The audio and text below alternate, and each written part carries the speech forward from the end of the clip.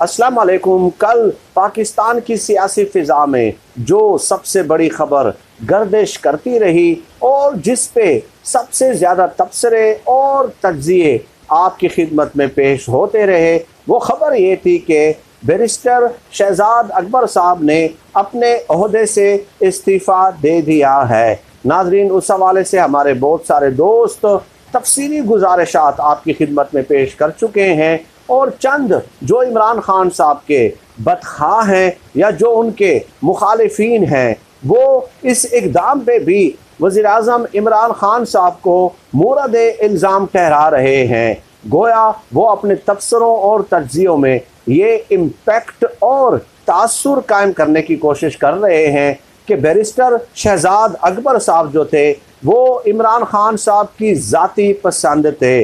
लेकिन आगे जाने से पहले और इस मसले के हवाले से, इस कज़िये के हवाले से तफसीली गुजारिशात पेश करने से पहले मैं इस कदर वजाहत करना ज़रूरी समझता हूँ कि बैरिस्टर शहजाद अकबर साहब इमरान खान साहब की ज़ाती चॉइस नहीं थी। बैरिस्टर शहजाद अकबर साहब इमरान खान साहब की ज़ाती पसंद नहीं थे और इमरान खान साहब ने बावजूद आज तक उन्हें बर्दाश्त किया था, लेकिन अब इमरान खान साहब की जो बर्दाश्त है वो जवाब दे गई और उनसे इस्तीफ़ा बाकायदा तलब किया गया। और ज़राए के हवाले से ये ख़बर भी हमें मौसूल हुई है कि शहजाद अकबर साहब को बता दिया गया था कि अगर आप मुस्ताफ़ी नहीं होते, अपना इस्तीफ़ा पेश नहीं करते, तो आपको ओहदे से सुबकदोश किया जा सकता है। अब नाजरीन, सवाल ये है कि ये बैरिस्टर शहजाद अकबर साहब इमरान खान साहब की टीम में शामिल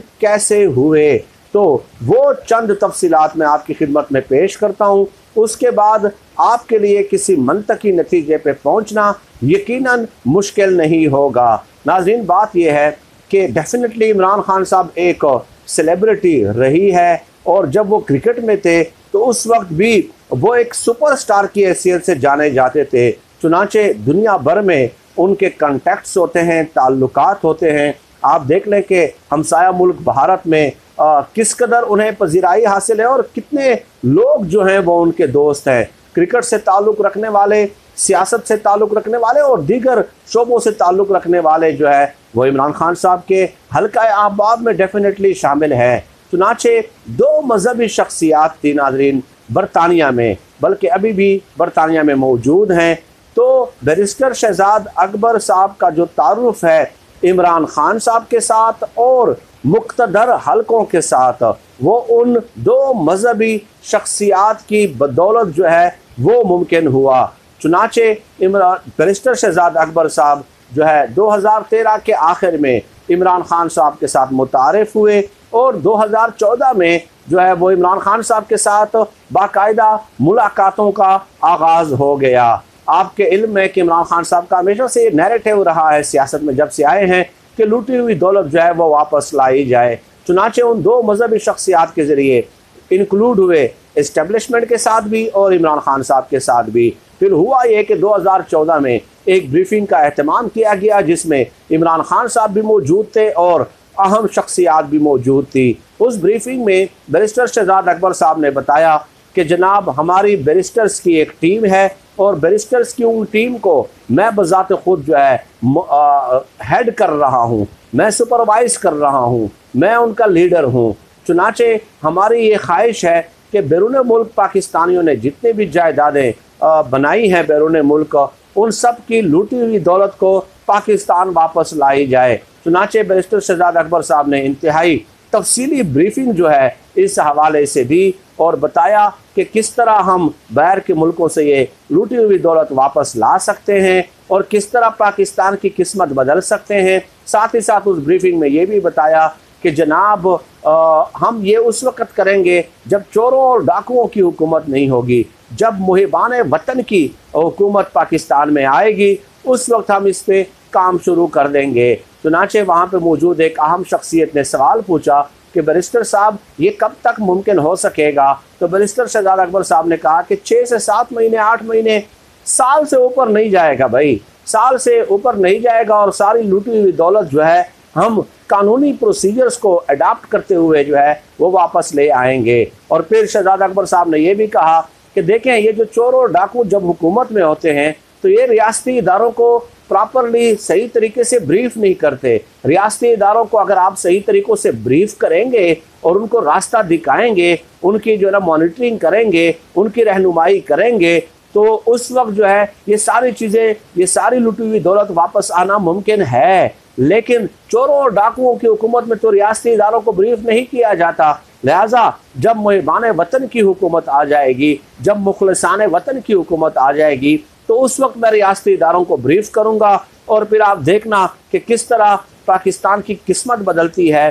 یہ یاد رکھیں کہ انہوں نے یہ بھی بتایا کہ 3 ملکوں میں پاکستانیوں نے 11 ارب ڈالر کی بیرون ملک جائیدادیں اور اثاثے بنائے ہیں۔ تو ڈیفینیٹلی اس بریفنگ میں جو فگرز بتائے گئے وہ پتہ نہیں کوئی 60 70 80 ارب ڈالر سے بھی زیادہ تھے، 100 ارب ڈالر سے بھی زیادہ تھے۔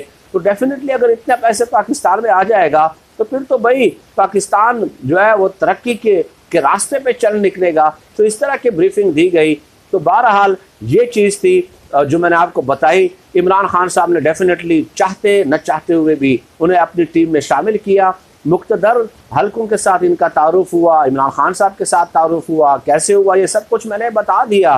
لیکن جب عمران خان صاحب حکومت میں آئے تو چند حلقوں نے میرے خیال میں اتنا ہی اشارہ آپ کے لیے کافی ہے، باقاعدہ عمران خان صاحب کی ٹیم میں ان کو انکلوڈ کرا دیا۔ یہ عمران خان صاحب کو ایک ٹیم دی گئی، جو ہے نا جو ٹیم دی گئی عمران خان صاحب کو کہ آپ نے اسی ٹیم کے ساتھ جو ہے کام لینا ہے۔ چنانچہ شہزاد اکبر صاحب کو عمران خان صاحب کی ٹیم میں شامل کیا گیا۔ یہ قطعی طور پہ میں آپ کو مصدقہ طور پہ یہ بتا رہا ہوں کہ عمران خان صاحب کی چوائس نہیں تھی، نہ ہی ان کی پسند تھی۔ تو عمران خان صاحب نے چاہتے نہ چاہتے ہوئے بھی اسی بندے کے ساتھ گزارا کیا، اور ٹیم کے دیگر رکن بھی چند لوگوں کی طرف سے بھیجے گئے ہیں۔ پوری ٹیم عمران خان صاحب نے خود سلیکٹ نہیں کی، بلکہ خاصی معقول تعداد جو ہے وہ عمران خان صاحب کو ٹیم کی بنا کے دی گئی ہے۔ چنانچہ شہزاد اکبر صاحب کو برداشت کرتے رہے، عمران خان صاحب کو اندھیرے میں رکھتے رہے، پریس کانفرنسز میں کاغذ لہراتے ہوئے نظر آتے تھے کہ یہ ہو گیا وہ ہو گیا۔ اور اب جو ہے نا جب حکومت میں آئے تھے تو تیسرے چوتھے مہینے جو ہے نا انہوں نے دعویٰ کر دیا تھا کہ ہمارا برطانیہ کے ساتھ تقریباً معاہدہ چند ہفتوں کی مار ہے، اور اس کے بعد جتنے بھی مفرور اور اشتہاری ہیں وہ سب کے سب پاکستان واپس لوٹا دیے جائیں گے۔ لیکن آج تک وہ معاہدہ نہیں ہوا۔ تو باقاعدہ جو بھی بریفنگ دیتے عمران خان صاحب کو مسلسل اندھیروں میں رکھتے رہے، چاہے نواز شریف صاحب کی واپسی ہے، چاہے لوٹی ہوئی دولت کی واپسی ہے، چاہے پاکستان کے اندر جو کرپشن کے کیسز ہیں۔ تو یہ 2014 سے اسی طرح عمران خان صاحب کو اندھیرے میں رکھتے رہے۔ آخرکار عمران خان صاحب کی جو صبر ہے، جو برداشت ہے، وہ جواب دے گئی اور ان سے استعفیٰ طلب کر لیا گیا۔ یہ بھی یاد رکھ لیں کہ یہ بہت سارے حلقوں کو بھی ایک پیغام ہے عمران خان صاحب کی طرف سے کہ انف از انف ناؤ، کیونکہ اگر ناکام ہوتے ہیں تو اس ناکامی کی ذمہ داری اگر پوری میرے اوپر ڈالی جاتی ہے تو میں کسی اور کا دیا ہوا بندہ اپنی ٹیم میں کیوں شامل کروں اور اس کی ناکامیوں کا بوجھ اپنے کندھوں پہ کیوں اٹھاتا پھروں۔ ناظرین، آج کی اس ویڈیو میں یہی گزارشات پیش کرنی تھی۔ اللہ پاک سے دعا ہے کہ اللہ پاک ہمیں خلق خدا کے لیے آسانیاں پیدا کرنے کی توفیق عطا فرمائے، آمین یا رب العالمین۔